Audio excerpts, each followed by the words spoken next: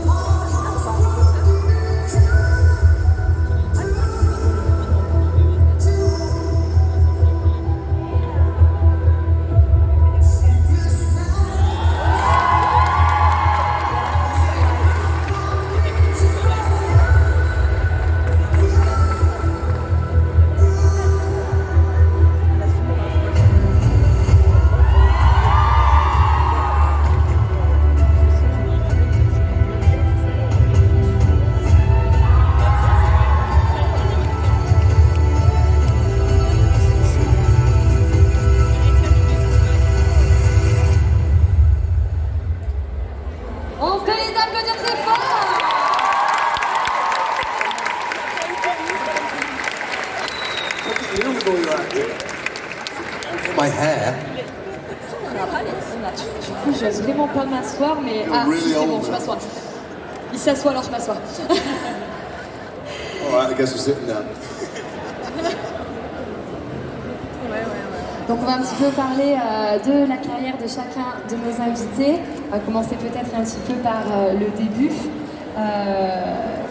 Ils viennent de deux milieux très différents, puisque Jason Isaacs a commencé le théâtre et la comédie très très jeune, alors que c'était pas forcément à la base ce dans quoi sa famille nageait, tandis que Jamie, à l'inverse, sa famille était dans la musique, donc il y a déjà un pied dans la musique. C'est pour ça que d'ailleurs il est aussi chanteur, n'est-ce pas, pour ceux qui... Voilà, donc deux parcours, deux débuts très différents. Peut-être vont-ils pouvoir nous en parler un petit peu plus. Yes. So maybe like a look back on both of your careers. You come from different story, different backgrounds. Jason, you studied theater and cinema at a young age, even if it wasn't necessarily the path that was laid out for you by your family. But Jamie, on the contrary, comes from a musician family, and he's also a singer and a guitar player, if I'm not mistaken. Thanks for telling us. Earlier, Jason, you were mentioning drama school. Where did you go to drama school? I didn't ask you. I went to drama school in London, but actually I went off and studied law first because I really like an argument, and because I didn't like school very much. I was never very comfortable. I was never very comfortable in my own skin. That's the truth. And so I went off to study something. I didn't like the things I did at school, so I thought I'd study something else. Studied law. And I got to university and I wasn't very comfortable there either. I didn't know who all these people were. They were all my age, but they felt like they were just much easier being grown up, and I still felt like a child. And then I auditioned for a play, and I did a play, and the first day I was in a rehearsal room, I thought, this is something I can do.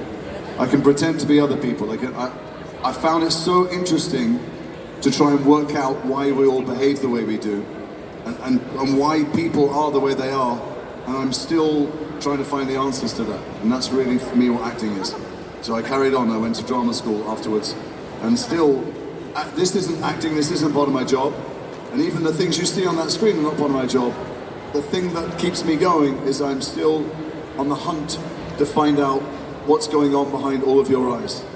I don't know how comfortable you all feel in your own skin, but I always think other people, hey Alex, hi. Other people always seem to me to be having an easier time in life than I do inside my head. Oh.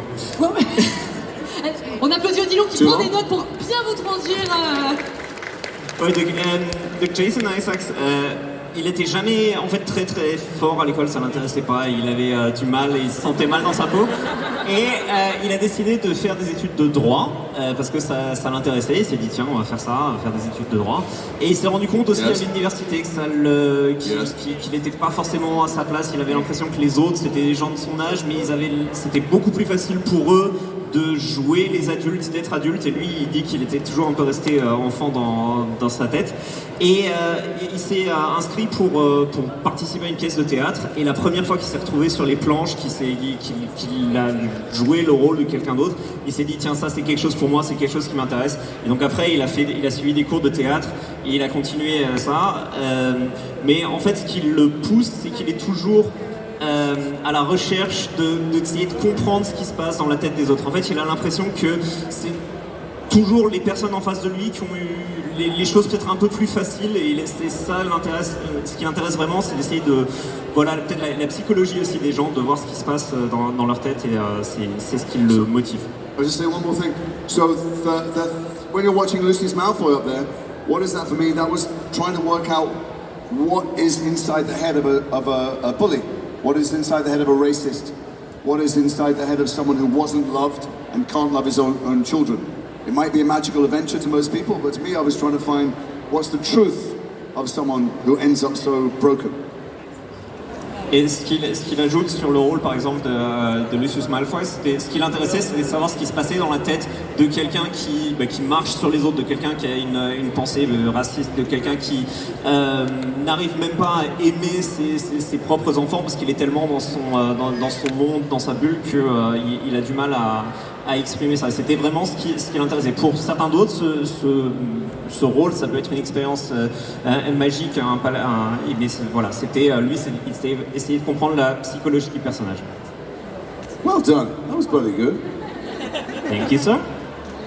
Jamie? Yes, I agree. I agree. It's funny, it's just sat here just kind of agreeing with you and thinking about how to be funny.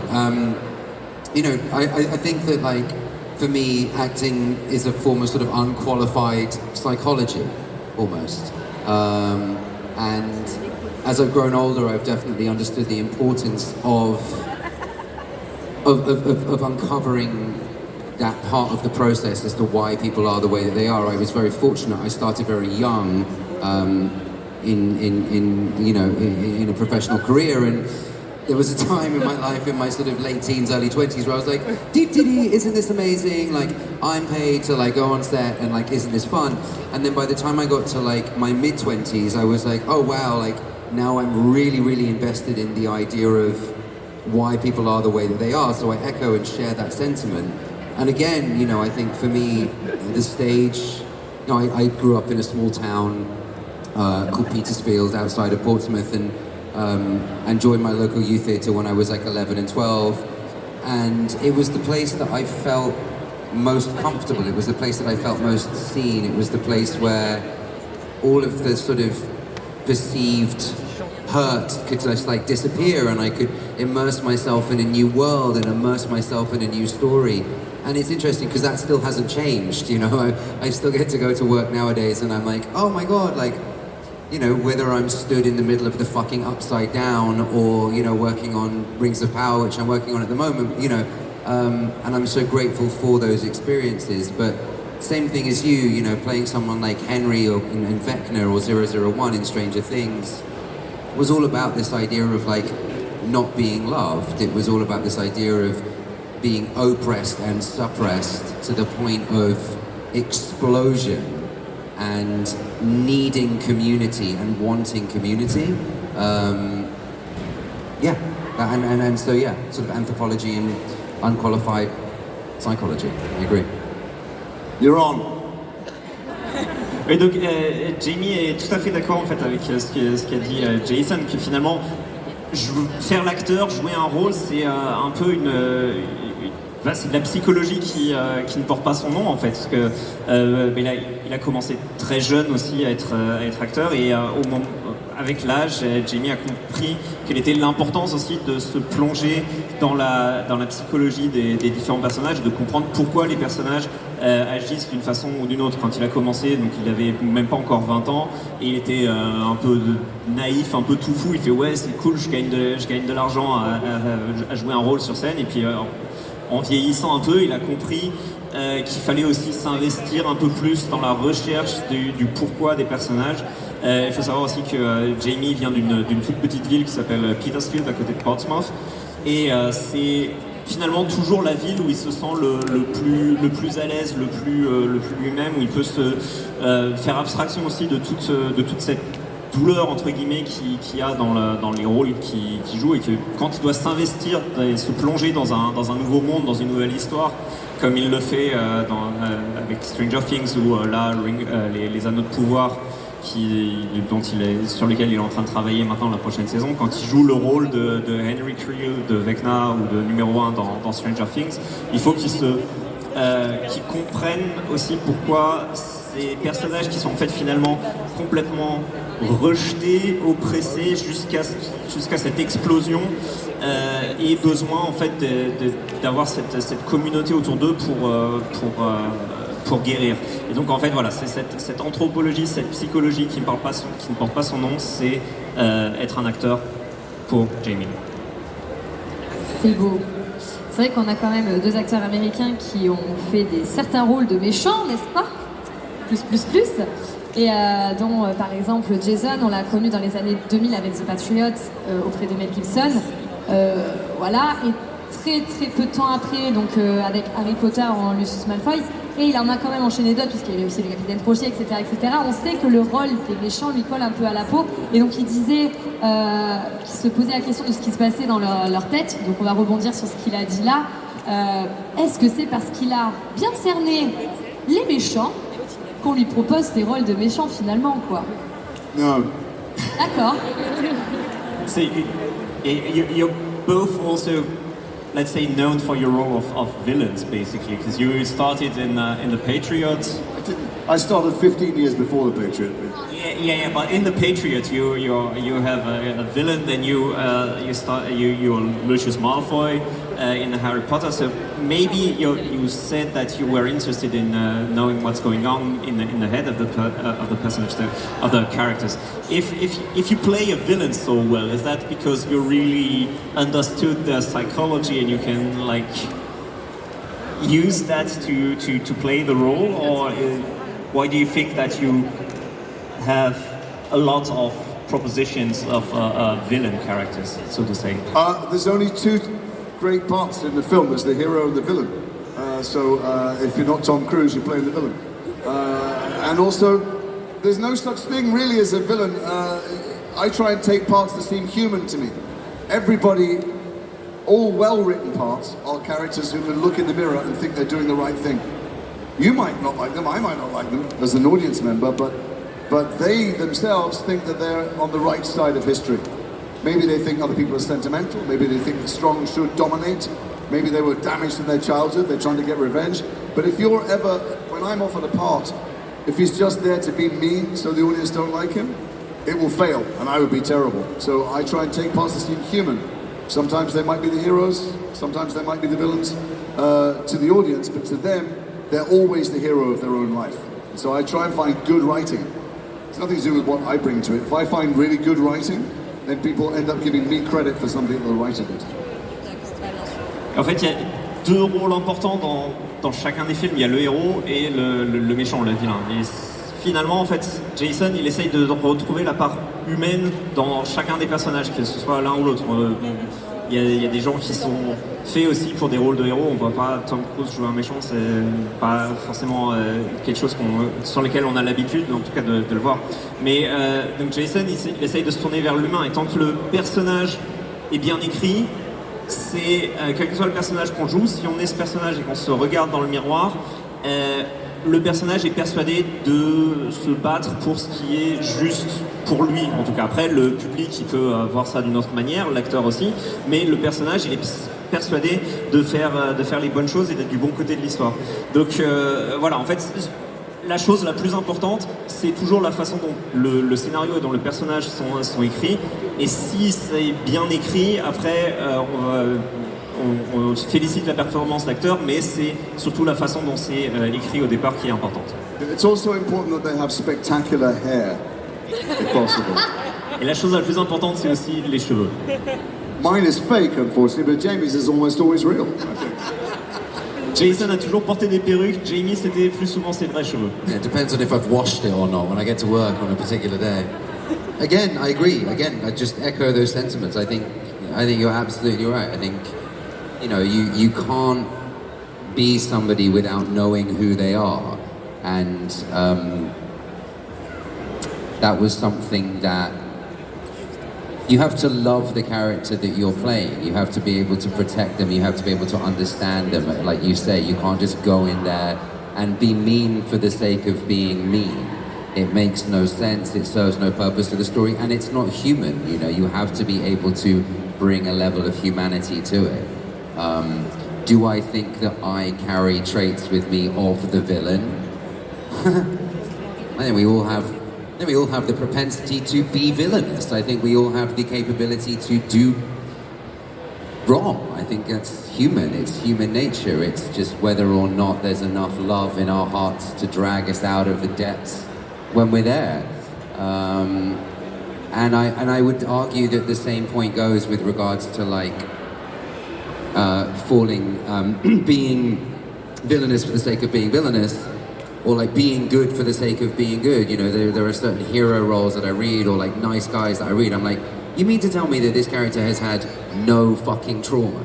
There's nothing to him that's making him at all interesting or at all human. There needs to be some sort of edge to them, or some sort of weight or gravity to what it is that they're saying, and how it is that they're feeling. I guess I just exist on two ends of the spectrum. Either I need to be really dark, or like 100% love.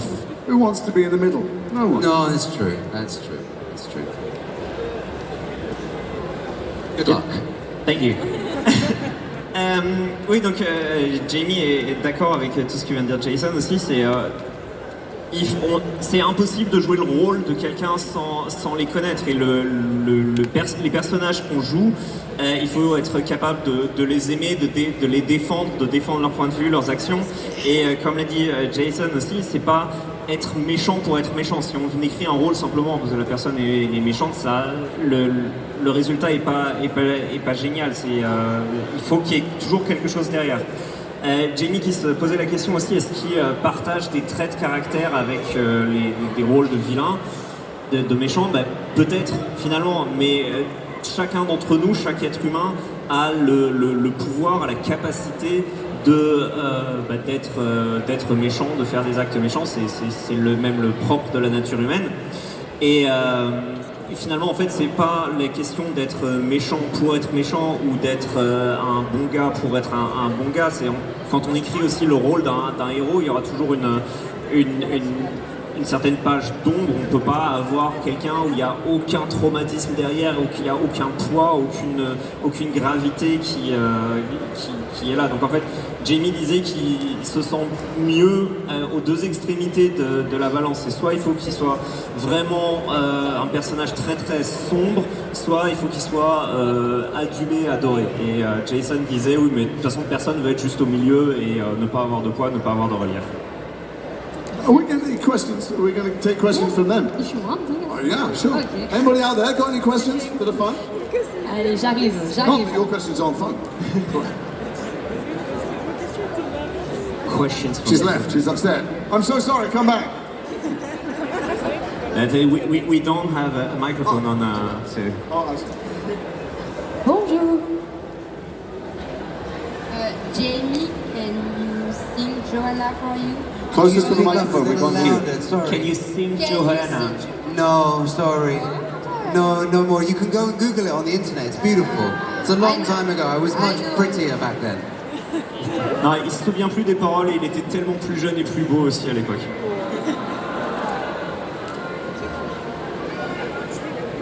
Hello again. I have a Put the microphone right next to your mouth. I have a really serious question. Do you pour cereals after or before the milk? Do I, sorry? Pour the cereals before or after the milk? Oh, cereal goes first, surely. Cereal before or after milk? Like milk first and then cereal, or? Do you know, I'm all about oat milk nowadays. I decided to destroy my life and become vegan. I don't recommend it. It really no doesn't matter cereal. what's in there, you know, dishwater. Well, there's no milk. It's oat milk. It's not real milk, is it? They shouldn't call it that. Donc la question c'est les céréales avant ou après le lait dans le bol. Jamie qui dit non, c'est les céréales en premier toujours, et Jason qui dit que Two vegans in the audience. Go, vegan power! et Jason qui dit que lui il est passé aux alternatives végétales, il a décidé de détruire sa vie et de devenir vegan, donc il le conseille à personne, mais voilà, sinon c'est le lait après. Hi. Hi. Bonjour. Hi Jason, hi Jamie. Bonjour, bonjour. J'ai une question pour toi, Jason. Dernièrement, tu es apparu dans une série qui s'appelle Archie Leach, où tu incarnes Carrie Cooper. Et je voulais savoir comment tu étais arrivé sur ce projet-là et comment est-ce que toi tu as été choisi. Est-ce que tu as été choisi parce que physiquement tu es le portrait craché de Cary Grant. Et je voulais te remercier pour cette série parce que je pense que dans le public il y a beaucoup de jeunes qui ne savent pas qui était Cary Grant, qui était un des grands acteurs du siècle dernier. Et donc voilà, je voulais juste savoir comment tu étais arrivé sur le projet de Archie. What was the question?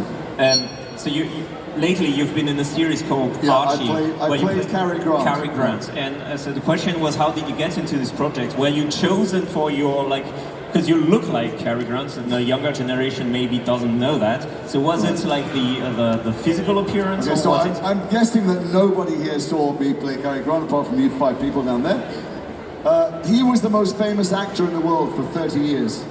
And it shows you how unimportant fame is, because hundreds of millions of people worship this guy and you've never heard of him. To trust that. Donc, oui, il suppose que beaucoup d'entre vous n'ont jamais entendu parler de Cary Grant ou n'ont pas vu jouer Cary Grant dans cette série Archie. C'était l'un des acteurs les plus connus du monde pendant une trentaine d'années. Et ça montre aussi à quel point la gloire, c'est des hauts et des bas, parce que c'est un acteur qui est vraiment porté au nu par des millions de gens, mais il y en a d'autres qui ne le connaissent absolument pas. But the gentleman asked, was I picked because I looked like him? Actually, I had hours of prosthetics every day. I wore coloured contact lenses, I wore a wig, I wore a special chin. I had the clothes pinch my body in a certain way. But mostly I think I was picked for the same reason I'm picked for most things, because I was cheaper than all the other available actors. Donc la question c'était de savoir pourquoi est-ce qu'il avait été choisi pour sa ressemblance physique aussi avec Cary Grant. Ce qu'il faut savoir c'est que il y avait des heures de maquillage et de pose de prothèses aussi pour qu'il ait une ressemblance encore plus parfaite, à savoir se mettre dans certaines positions etc. Et finalement la réalité est encore tout autre, c'est qu'il était sans doute beaucoup moins cher que les autres acteurs de l'époque. She's down there with a microphone somewhere. Oh, thanks very much. Thanks very much. That's great. Oh, hi. Hello. Sorry, my question is for Jason again. I'm a very big fan of Peter Pan, and you play, well, Captain Hook. And I wanted to know how you prepared for this character, because there is already a lot of things on it, like the books and stuff. Okay, so the question's about Captain Crochet, as you call him here. And although there have been other performances of him, nobody had ever done a faithful adaptation of the book. And the book is a brilliant book, and that's why I think the film is a brilliant film, because the story is about Wendy. It's a story about a young girl who is told, your childhood is over. It's time to be a woman now.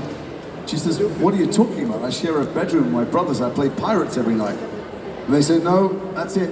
And she's right on the edge of puberty. And it's a very, very complicated story, because I have two daughters and I remember them being in that strange netherworld between childhood and young womanhood and being confused by it. And that's why it's such a beautiful film, because she invents a world that night. She dreams of a world in which she'll never have to go up. But there's a man there she's strangely attracted to and repulsed by. And he looks like her father, because it's the only man she's ever known. And the reason that film is so beautiful and so many people want to talk about it to me is because so many women know what that's like. Those confusing years when you have one foot in either camp. Donc la question c'était de comment il s'était préparé pour jouer le rôle du capitaine Crochet dans l'adaptation de Peter Pan.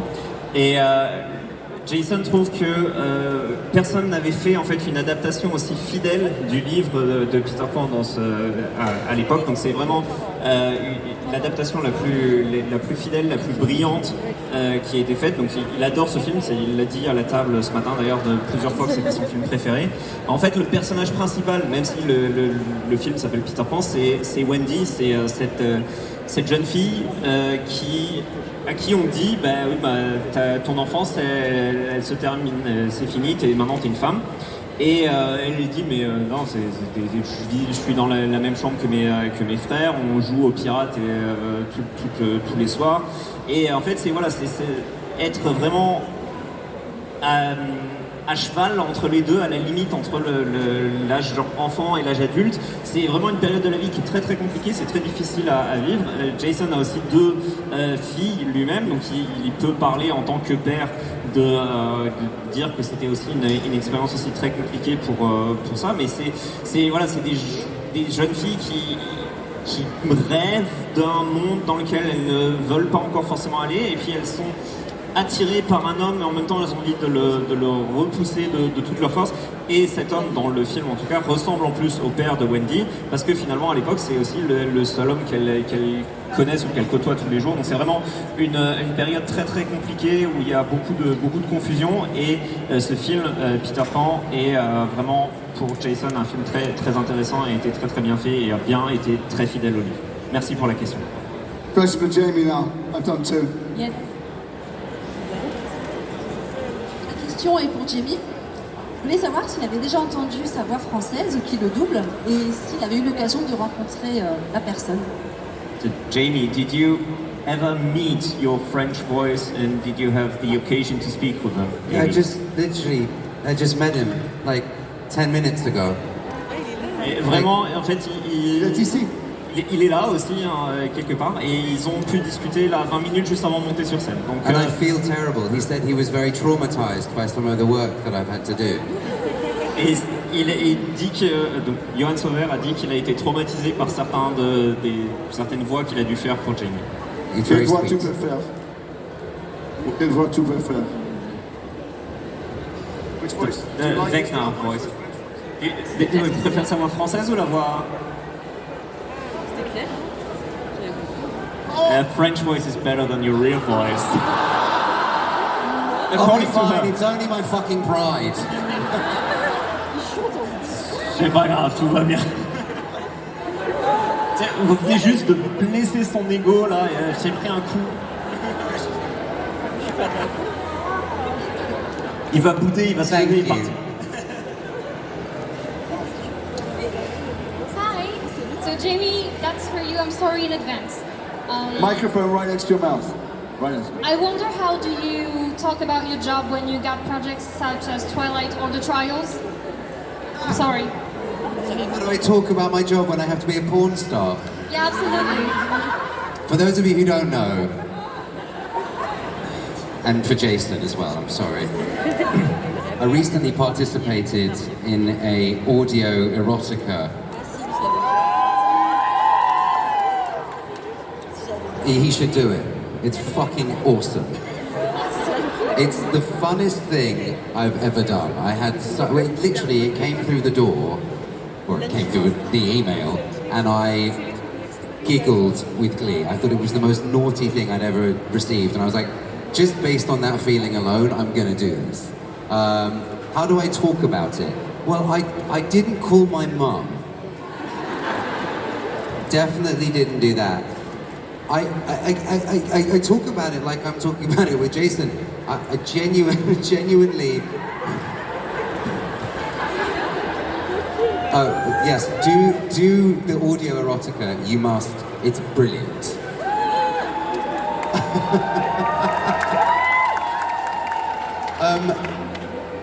How I talk about my work is like, I genuinely now talk about how it feels when I'm initially discussing it, either at home or to myself, and how does it feel within. If it feels fun or it feels exciting, I'm gonna go for that. If it feels like I've been hit by a fucking bus when I've read it, or if I've had a meeting for it, chances are it's gonna feel like that throughout the entire process, and I will just avoid. So yeah, that's how I talk about it. And with my mates and talking about the trials, yeah, we were very giggly and a bunch of girls, basically. It was super fun. La question c'était pour Jamie, comment est-ce qu'il parlait de son travail quand par exemple donc, il a enregistré quelque chose qui s'appelle The Trials, donc c'est une nouvelle érotique, un audiobook érotique, et il dit c'est arrivé comme ça, on lui a envoyé le projet, il a lu et il était en train de pouffer de rire en lisant les choses. Il a trouvé que c'était vraiment quelque chose de très très drôle, de très très oui aussi un peu piquant, et que ça l'intéressait. Il me dit ouais bah, d'accord, je vais le faire. Comment est-ce qu'il en parle? Il n'a pas appelé sa mère pour lui dire qu'il allait prendre la chose, ça définitivement pas. Mais sinon, comment est-ce qu'il parle de son travail? Ça dépend comment est-ce qu'il en discute avec ses amis. Si c'est quelque chose qui paraît intéressant, fun, généralement il le prend. Si c'est quelque chose qui le touche peut-être un peu trop, ou il a l'impression qu'il sort d'un accident de voiture, c'est voilà, c'est pas très très intéressant. Donc, sinon, donc The Trials, cette nouvelle érotique, c'est vraiment très intéressant. En tout cas, lui, il s'est éclaté à le faire. Donc voilà. Sorry, have you listened to him do the trials? Did it work? Okay, fine. You can cash the check now.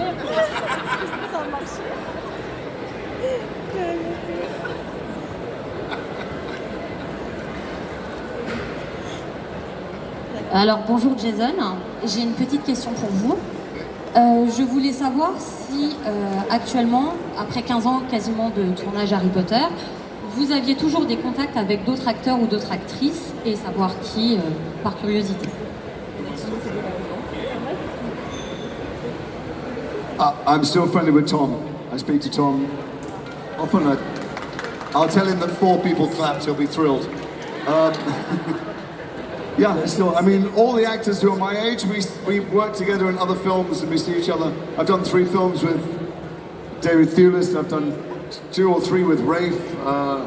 We all just keep coming across each other every now and again. Actors do, but Tom, I text. I call him son, he calls me dad still. Donc il est toujours en contact avec Tom Felton, généralement il s'échange aussi des messages régulièrement, il l'appelle toujours Sonny, donc mon fils, et lui il l'appelle toujours Dad. Mais sinon les acteurs adultes, ils se croisent aussi sur d'autres tournages régulièrement sans problème. Mais des acteurs enfants, c'est avec Tom qu'il a le plus de... Enfin enfant, il n'est plus enfant maintenant, mais à l'époque c'est avec Tom Felton qu'il a le plus de contact. Ok, the last question. Moi j'ai une question pour les deux, du coup, s'ils pouvaient choisir un caractère d'un livre qu'ils ont lu, lequel ils aimeraient bien adapter en film. So, question for both of you. If you could choose one character from a book that you read, which one would you like to interpret, to play?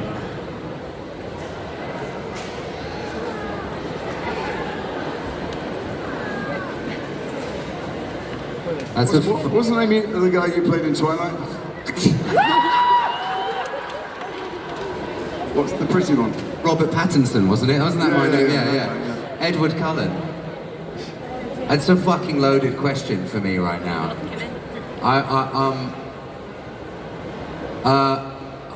Yeah, Jason, what's your answer, mate? If there was anybody I really wanted to play, I'd be trying to get the rights to the book and doing it. Actually, the honest truth is, I don't ever try and... I try and enjoy whatever offers come to me. In our profession, even if we look very successful, it's very easy to wake up in the morning and feel jealous of other people. There's always someone who's got a bigger poster or more money or the other stuff that's really not important in life. And so I don't think about things I'd like to be doing. Whatever comes my way, I try and choose the best of it and enjoy it, and I don't think about what anyone else is doing or the things I've missed out on. And so I don't set my sights on anything. And if there was something, I'd be trying to make it. For Jesus? Can I say Jesus from the Bible? That's my own God complex. Jesus from the Bible as opposed to Jesus from what? Not the Bible. The X Factor. Donc la question est difficile à répondre pour Jamie. Finalement, elle a répondu Jésus de la Bible à la finale. Et sinon, Jason a dit que s'il y avait un personnage qui l'intéressait vraiment, il essaierait d'acquérir les droits et de le faire lui-même, mais finalement il regarde ce qu'on lui envoie, les projets qu'on lui propose, et il essaye de prendre ce qui l'intéresse et de faire le mieux que ce soit, parce que finalement dans ce métier c'est facile de tomber dans la jalousie si jamais on fixe son objectif sur vraiment quelque chose qu'on veut à tout prix. Il y a toujours quelqu'un qui va peut-être le faire avant, ou alors à qui on va offrir plus d'argent, etc. Lui préfère prendre ce qu'on lui propose et de faire le mieux que ce soit. Et voilà. S'il avait vraiment un rôle qui lui tenait extrêmement à cœur, il acquérirait les droits du livre pour faire l'adaptation et ça. Mais voilà. C'est difficile de répondre à cette question. I don't think we said any of that. I hope you've made us sound more intelligent, or at least made me sound more intelligent than I am. Il dit que j'ai retranscrit ses propos de manière plus intelligente que ce qu'il a dit. Donc il comprend bien le français en fait. Just know that in English we're really hilarious. Just as important you should know. And super cool. Super cool. Et en fait, ils sont beaucoup plus drôles en anglais que moi, ma traduction en français. C'est ça, il manque les rires. Donc, si vous pouvez y rire, non, c'est bien. parce qu'il y en a beaucoup dans le public qui ont ri, parce qu'il y a beaucoup de bilingues quand même. Hein. Vous êtes fortiches, hein. Franchement, bravo, hein. Bravo. Est-ce qu'on peut leur faire, s'il vous plaît, un maximum de bruit?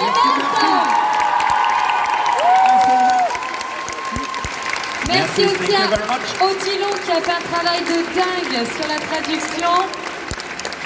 Vous les retrouvez en dédicace, merci beaucoup, merci, à plus tard. Vous allez pouvoir les retrouver en dédicace, n'hésitez pas à les retrouver.